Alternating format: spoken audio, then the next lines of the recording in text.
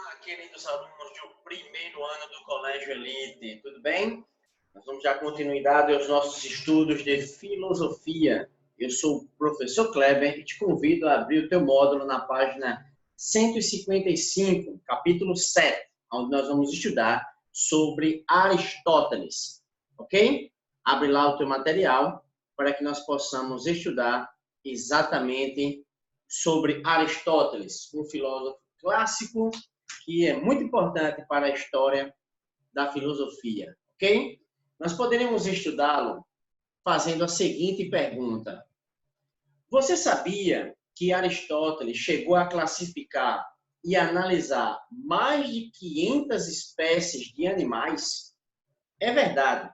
Aristóteles foi aquele sistematizador, o organizador das espécies. Enquanto Adão foi o cara que deu o nome às espécies, Aristóteles ele deu o nome à classificação dessas espécies. Muito interessante isso.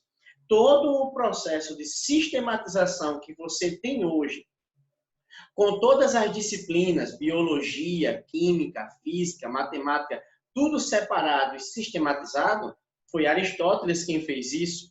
Foi ele também que descobriu que o golfinho não é peixe. O golfinho é um mamífero, porque ele possui uma placenta, como os animais terrestres, ou como os mamíferos terrestres. Aristóteles, então, estudou sobre a taxonomia, ou seja, a taxonomia é a disciplina biológica que define os grupos de organismo biológico com base em características comuns e dá nomes a esses grupos exatamente dessa forma. Veja a pirâmide. Tem aí as espécies lá em cima. Cordinalis, cordinalis. Tem um gênero, cordinalis. A família, Frigilidae. A ordem, Passariforme, a classe de aves, e assim sucessivamente. Foi Aristóteles, de acordo com essa taxonomia, ele fez uma classificação relacionada às espécies, em aproximadamente 500 espécies de animal. Isso não é legal? Então vamos lá, vamos continuar os nossos estudos, que tem algo muito interessante ainda para falar para vocês sobre Aristóteles. Mas antes, vamos conhecer um pouquinho da sua história. Aristóteles ele nasceu na cidade de Estagira. Ela fica localizada ali, ó, na Calcídica, que é exatamente no meio do mapa onde está sendo mostrado para você aí. Estagira fica localizado exatamente ali no finalzinho da letra A, na pontinha da letra A, fica localizado Estagira, esse território aí propício com vários golfos que são entradas de água nas terras. Você observa que é um lugar também de comércio, tá? Muito importante. Ele era um grande estudioso da área da biologia e da filosofia. Também ele se destacou como um acompanhamento como médico da família real de Filipe da Macedônia. Ele gostava muito da área da medicina e foi por isso que ele se entusiasmou e lutou contra aqueles que desprezavam o ensino da filosofia natural. Então, Aristóteles foi o cara, ou o filósofo, que mais se empenhou a estudar sobre essa questão da sistematização das espécies, algo que envolvesse a biologia e principalmente a medicina. Aristóteles foi tão importante na história porque ele também, depois de ter se pronunciado como grande defensor sobre a natureza, ele se deslocou, saiu dali de Estagira e se direcionou a Atenas. E quando ele chegou em Atenas, ele encontrou um lugar propício para estudar, que era exatamente na academia de Platão. Lembra? Assuntos anteriores, quando nós estudamos sobre Platão? É verdade. Platão ele montou um lugar de estudos que era chamado de academia. Só que aconteceu o seguinte, quando Platão morreu, aí estava em disputa quem ia liderar a academia. Aristóteles achava que era ele que ia dominar, ou direcionar, ou presidir a academia. Porém, o primo de Platão é o Espeusito, ele foi o cara escolhido para dominar ou presidir a academia. Aristóteles não gostou dessa ideia e abandonou a academia. Houve um rompimento nos conhecimentos que eram discutidos na academia. Então, alguns adeptos de Platão ficaram na academia e os que gostavam da teoria de Aristóteles se direcionaram e foram com ele, abandonaram a academia. É bem verdade que Aristóteles ele encontrou um lugar propício para divulgar os seus ensinos, que era numa cidade que deu por nome a ideia de Liceu. E ele deu o nome exatamente a essa sua faculdade, que era chamada de Liceu. Lá em Liceu, os que faziam parte da faculdade de Liceu, eles eram chamados de paripatéticos. E o que é que isso significa? Significa dizer que os paripatéticos eram aqueles tipos de filósofos que andavam caminhando pelos bosques, pelas praças, divulgando, debatendo, dialogando sobre o conhecimento. Cada um que puxava um bloco de filósofos e saíam conversando. Ali ele ia fazendo seus escritos, ali ele ia produzindo seus livros, debatendo suas teses, suas teorias, e dali saiu muita coisa. Em Liceu, a ideia principal, que era diferente da ideia da academia de Platão, era que Platão pensava que o mundo era dividido em duas classes de conhecimento: o conhecimento intelectual e o conhecimento sensorial. Dividia, eles não se aproximavam, e Platão escolhia um como correto, que era o intelectual, para encontrar o caminho do conhecimento puro, verdadeiro, perfeito. Só que Aristóteles não pensava dessa maneira, e foi por isso que houve um rompimento das suas ideias. Aristóteles pensava dessa forma, como está aí em cima na tela. Um conhecimento interligado. Todos esses conhecimentos, a epistemologia, estética, lógica, política, biologia, matemática, física, filosofia, todos esses conhecimentos eles estavam unidos e eles poderiam contribuir para a formação do conhecimento.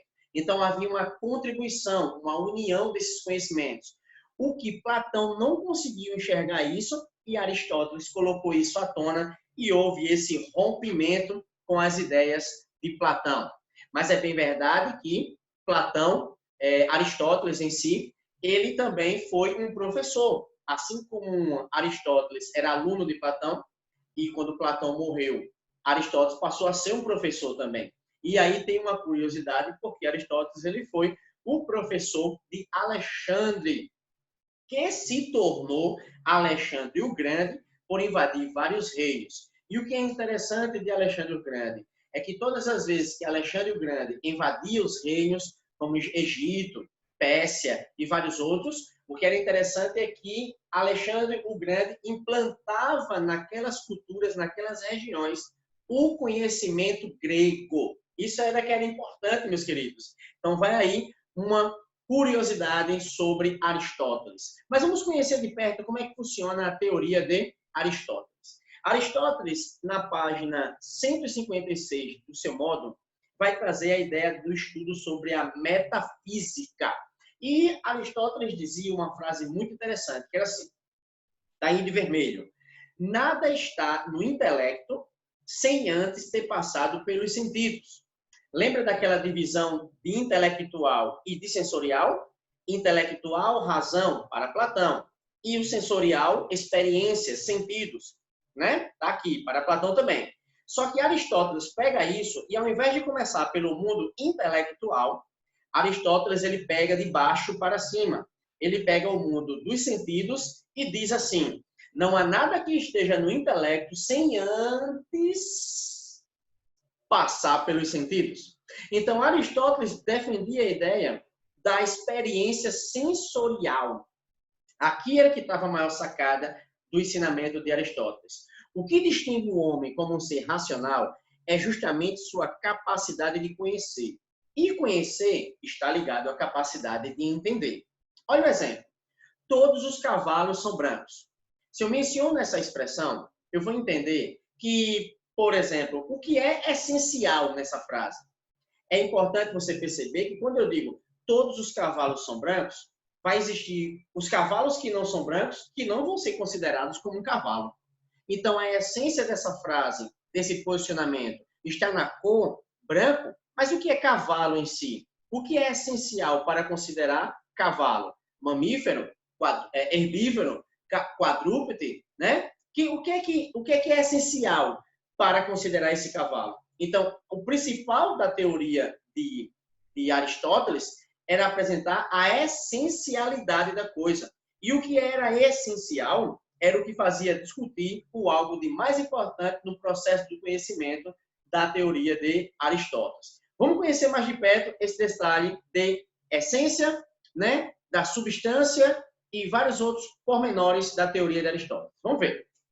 Na metafísica, observe aí que esse é o fundamento, né, da metafísica em si de Aristóteles. O que é que significa a metafísica? A metafísica nada mais é tudo aquilo que está além das capacidades humanas. A palavra meta está além e física, matéria. Remete-se à noção de além da natureza. O que se articula com a obra em sua discussão sobre o ser e seu caráter diferenciado diante da percepção da física diária, da realidade ordinária. Isso é metafísica. Convém buscar a essência e o conhecimento pelas causas. Metafísica, então, apresenta a ideia de estar além da natureza. A substância, por assim dizer, é tudo aquilo que se articula no ser, tá? Que, segundo seus múltiplos significados, como principal e, ao mesmo tempo, fundamento de todos os outros. A substância, dentro da metafísica, que é maior metafísica, a substância dentro disso é o fundamento de todas as outras coisas. Observe ainda, não se pode perder de vista que o que se pensa como substância de ser é fundamento da unidade na multiplicidade. Então, a substância é o que é algo dinâmico e contínuo na realidade. Platão não conseguiu compreender isso. Veja que dentro do campo da substância, que é o fundamento, a origem, o posicionamento fundamentado de todas as causas, existem umas divisões que estão dentro do campo da substância. Quais são essas divisões? Matéria e forma. Resumidamente, o que é matéria? É a matéria-prima, é a essência, é aquela substância original, que ela fundamenta todas as realizações a partir dela. Matéria é individuação, fornece um caráter particular. O que é forma? Organização. Representa o que determina algo. O que é forma? Em rápidas palavras, é exatamente no que a matéria pode se transformar. Guarde isso. A mesma coisa vai se apresentar nas duas palavras dicotômicas em ato e essência. Ato e essência vai seguir o mesmo princípio, o que a coisa é e no que ela pode se transformar. Veja que lá no final eu vou ter também essência e acidente. Já vamos estudar, mas a linha de raciocínio é a mesma, tá? Vamos voltar um pouco aqui e ver o ato e potência. O ato, o ser atual. O que é de fato, é o que é a coisa de fato em si. A potência é o ser em potência, aquilo no que o ato pode se transformar. Então, vamos observar os exemplos. Eu tenho a semente, que é o ato. A árvore é a potência. A semente em si é exatamente o que é de fato. O que é de fato, no que esse de fato pode se transformar? É a potência. Então, a árvore em si é a potencialidade desse ato. Então, é no que esse ato pode se transformar? Numa árvore. Isso se aplica em todos os exemplos que você imaginar. Eu tenho a pedra, posso transformá-la numa estátua, ou qualquer outra coisa. Pedra, átomo, matéria. Estátua, forma, ou pode ser a potência. Isso você pode aplicar em qualquer outra coisa. Se você pegar agora, dar uma paradinha no vídeo e começar a raciocinar com outros exemplos, você vai ver que é fácil essa dinâmica. Comece fazendo pelo petróleo. O petróleo como uma matéria-prima, o átomo. No que o petróleo pode se transformar? Vou deixar essa com vocês, tá? Reciclar o lápis e transformar em madeira de outro objeto. Isso faz parte também do estudo aprofundado das substâncias e no que ela pode se transformar, ok? Vamos agora para o lado da essência e do acidente. A essência é, como eu já tinha falado, é o que é de mais importante no processo do conhecimento na teoria das substâncias de Aristóteles. O que é a essência? Pode ser pensada como a substância em seu modo mais direto, a base fundamental da coisa. O ser mudado muda diretamente o que aquela coisa é. Ou seja, mudar a essência é mudar o próprio ser. O que é que isso quer dizer? Que a essência, as coisas nela são permanentes. É o que é permanente, tá bom? Essa é a essência. Daqui a pouco eu vou dar um exemplo. O acidente é um conjunto de características que se articula como um suporte essencial, tá bom? Então, vamos lá. O acidente, caso alterado, seja por variação, seja por transformação direta, não retira o caráter de ser de algo. É o que há de mutável nas coisas. É a delimitação do contingente, o que pode ou não ocorrer. O acidente em si, então, são atributos mais externos. Vamos dar um exemplo da maçã. Se você pega uma maçã aí agora, começa a olhar para ela e visualizar essa maçã, vamos trabalhar com o acidente. O que é o acidente? O acidente são atributos externos da maçã, que existem em todas as maçãs. Por exemplo, o cheiro, o formato, a cor, o gosto, a textura. Isso pode variar da intensidade com que se manifesta em todas as maçãs, mas isso são atributos que estão ligados ao acidente. No entanto, a essência em si são atributos universais, em que todas as maçãs são atributos que são universais em todas as maçãs, para que elas sejam consideradas como tais. Isso é essência, são permanentes. Para ela ser considerada uma maçã, existem atributos universais que são característicos e aplicáveis em todos os lugares do mundo. Então, a essência é ser uma maçã. O que é que podemos considerar como atributo universal para a maçã? É o mesmo exemplo daquele do cavalo. Ele é quadrúpede, é herbívoro, né? Que esse cavalo é para ser considerado um cavalo? O que é que eu tenho com a maçã para ser considerada como maçã? Tá bom? Então, para o acidente, é tudo aquilo no que provém da essência. Fechado isso aqui? Muito bem. Aí, para a gente caminhar indo para o final aqui, tem na sua página 157, vamos fechar com a teoria das quatro causas. Fique atento. Na teoria das quatro causas, é dividido 4 princípios aí, que é a matéria, a forma, a eficiência e a causa final. Dessas 4 matérias, o que é importante você ficar ligado para as provas do Enem, são essas perguntas que estão abaixo de cada causa. Por quê? Já vi perguntas em provas não perguntando exatamente as causas, mas fazendo a relação com essas perguntas para você identificar essas causas. Então, fique atento. Na causa material, nós já estudamos o que é matéria. É o que a coisa é em si. No exemplo aí, o barro. Na causa formal, olha a pergunta. Como é feito? Então, do material para o formal. Material, causa originária. No que é que essa causa originária barro pode se transformar? Em um vaso. Muito bem, está aí um vaso.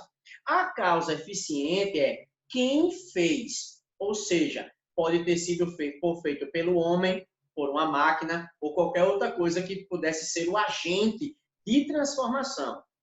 Quem fez. E, por fim, a parte mais importante era a causa final, que tinha como pergunta: para que serve? Qual é a finalidade dessa transformação toda?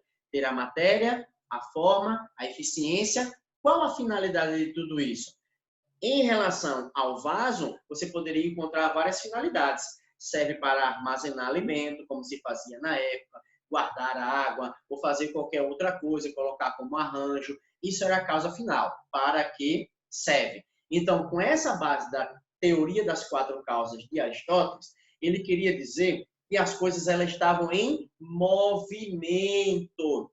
Havia uma transformação nessa ideia de conhecimento. Então, guarde isso, porque Platão não conseguiu compreender essa simplicidade aqui, tá ok?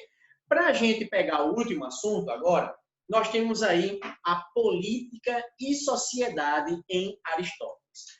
A política ao que conduziria a ética, deve ter como objetivo a coletividade, funcionando como uma doutrina moral social. O que é que a gente aprende aqui? Que para Aristóteles, ele é um defensor da ideia de que nenhum ser humano nasceu para viver de forma isolada. O ponto principal para Aristóteles é que esse ser humano viveu e é uma forma natural de convivência em comunidade. Por isso que ele colocou essa frase que está aí embaixo. O homem é um animal político. A palavra política no grego quer dizer a arte de organizar, de administrar, de gerir. Quando ele coloca a palavra animal, ele quer dizer agir de forma natural, por instinto, experiências. Já o homem em si, ele age por instinto para a organização. O homem é um animal político. Resumindo a frase, é natural do ser humano viver em sociedade, viver em organização. Isso é o que Aristóteles quis dizer com a questão do homem em sociedade, ok? Com esse homem na sociedade, nós vamos para a nossa última tela, que traz a ideia da análise desse homem. A pergunta para esse homem agora, segundo Aristóteles, é: qual o fim último para o qual tende a atividade humana? Essa era a pergunta. Então, a resposta para tudo isso, o homem em si deveria buscar a felicidade. E a palavra felicidade quer dizer eudaimonia. Era tudo que consistia a atividade da alma de acordo com a virtude e a razão. O homem, para ser feliz, deveria usar a racionalidade. E isso, com certeza, não... Lembrando, não há nada que estivesse no intelecto que antes tivesse passado pelos sentidos. No caso aí, a busca pelo fim último das atividades humanas, ela viria exatamente na utilização da razão. Na utilização dessa razão, o homem deveria buscar essa felicidade, que era, consequentemente, uma virtude. Encontrar ou adquirir a virtude nada mais era para Aristóteles de encontrar o justo meio. E esse justo meio nada mais era do que o homem agir mediante o equilíbrio. O equilíbrio, o justo meio, a virtude, a razão, felicidade.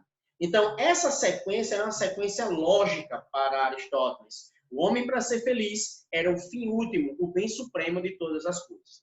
Mas para ser feliz tinha um caminho: usar a razão, adquirir a virtude, a prudência, o justo meio e também teria o equilíbrio. O homem equilibrado era um homem virtuoso. A última tela segue dizendo aí: o homem não poderia ser os extremos.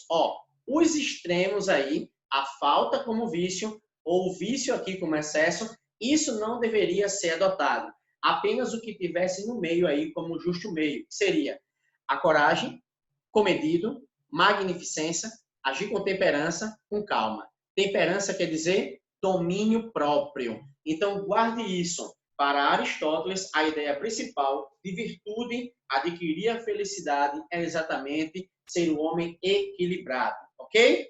Valeu, gente? Guarda isso para que nós possamos responder às devidas questões que aqui se seguem. Vamos lá? Tenho poucos minutos agora e você vai responder aí na sua página 158, o exercício número 5, com a pergunta: que caminho Aristóteles propõe que se trilhe para cultivar a felicidade no homem? Ok? Dá uma analisada aí, respondam, pause, respondam, depois confira a resposta, ok? Valendo! Muito bem. A felicidade para Aristóteles consiste no exercício da atividade política inerente à natureza humana, o animal político. Se tiver dúvida, manda lá, hein? E aqui, meus queridos, vou rapidamente deixar o gabarito, que meu tempo já acabou, mas você vai responder as questões para casa que eu vou deixar lá no roteiro, tá ok? Um abraço, mas guarda aí, já vou deixar o gabarito dessa daqui para vocês, tá bom?